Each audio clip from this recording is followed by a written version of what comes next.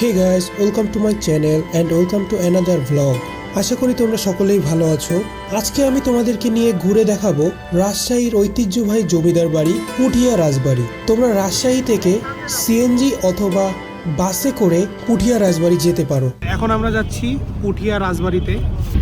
ভাই এত ঠান্ডা, এই সাবমিট জানলা খুলে রেখে দিছে যে পুরো হা করা জানলা। ঢাকা বললো ঢাকা মাত্র 300 টাকা, 250 টাকায় যায় মানুষ। টাঙ্গাইল পর্যন্ত 250 টাকা নেই, ঢাকা 300 টাকা নেই বাসে। চট্টগ্রাম নেই 600 টাকা।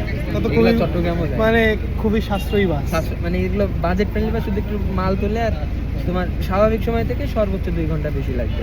মানে সব জায়গায় মানুষ নিতেই থাকে, কিন্তু মানুষ নিয়েই ছেড়ে দেয়। সিট মানুষ মানে দাঁড়াই মানুষ নেয় না। ও আচ্ছা, সিট অনুযায়ী সিটিং সার্ভিস। তো আমরা পুঠিয়া চলে আসছি। আমাদের আসতে রাজশাহী থেকে এ পর্যন্ত 1 ঘন্টা লাগছে।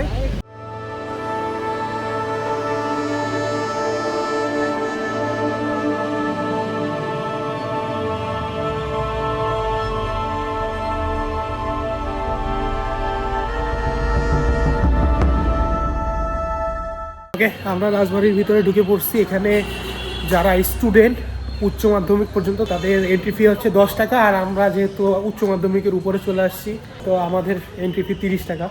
রাজশাহীর পুঠিয়া উপজেলায় অবস্থিত পুঠিয়া রাজবাড়ি বাংলাদেশের অন্যতম প্রাচীন ও ঐতিহাসিক জমিদার বাড়ি। 18 শতকের শুরুতে পুঠিয়ার জমিদার রাজা রামজীবন মৈত্র এই রাজবংশের ভিত্তি স্থাপন করেন।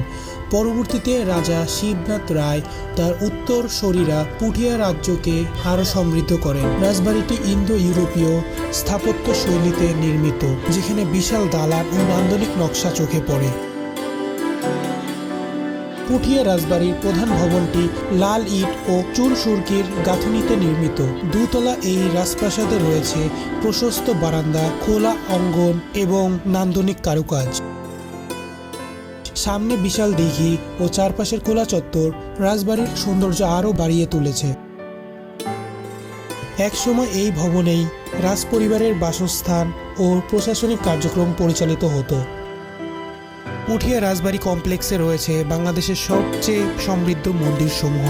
টেরাকোটা ও ইটের সূক্ষ্ম কারুকাজে নির্মিত এসব মন্দিরে বাংলার প্রাচীন স্থাপত্য শৈলীর অন্যতম নিদর্শন দেখা যায়। আমরা রাজবাড়ির সাইডটা ঘুরে দেখলাম, এখন আমরা ভিতরটা যাব। ভিতরে মনে হয় মিউজিয়াম আছে, তো চলো ভিতরে যদি ভিডিও করতে দেয় তাহলে ভিডিও করব, আদারওয়াইজ ভিডিও করব না। যেটা নিয়ম সেটা নিয়মই।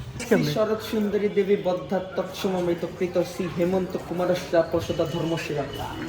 আগে তো এই রাজবাড়ি সীমানাটা আরো এক্সটেন্ডেড ছিল, যে পাশেটা রাজবাড়ি সীমানা দেখছো না, এগুলো তো রাজবাড়ি সীমানার মধ্যে করছে, পরে একটু জাস্ট ঘিরে দিছে। এগুলো পরে করা মাঠটা। কই দেখি কি আছে ভাই। ও যে ব্যবহার্য জিনিসপত্রগুলা, টেবিল, দেখো দেখো লুকায় লুকায় দেখো। আমরা এখন বানেশ্বর বাজারে দাঁড়ানো। এখন আমরা রাজশাহী ইউনিভার্সিটির বাসের জন্য ওয়েট করতেছি। বাস আসতেছে এখান থেকে, তারপর যাবে। এটা একটা বড় মোড়, এখানে দেখতে পাচ্ছ এই যে বাসগুলা কিন্তু বিভিন্ন জায়গা থেকে আসতেছে, এখন রাজশাহীর চাপাইয়ের দিকে যাচ্ছে। আর এই সামনে যে রাস্তাটা, এই রাস্তাটা ওই যে ঈশ্বরদী চলে গেছে, আর এদিক দিয়ে যায় যশোর, তারপর খুলনা, তারপর ঝিনাইদহ, কুষ্টিয়া, ঢাকা সব এদিকে যায়। আর এদিকে রাজশাহী ঢোকার পথ। আজকে সারাদিনই সম্পূর্ণ মনে করো কুয়াশা কুয়াশা ভাব ছিল। এই এখন একটু রোদ উঠছে, এই 1:30 বাজে। ও বাস চলে আসছে।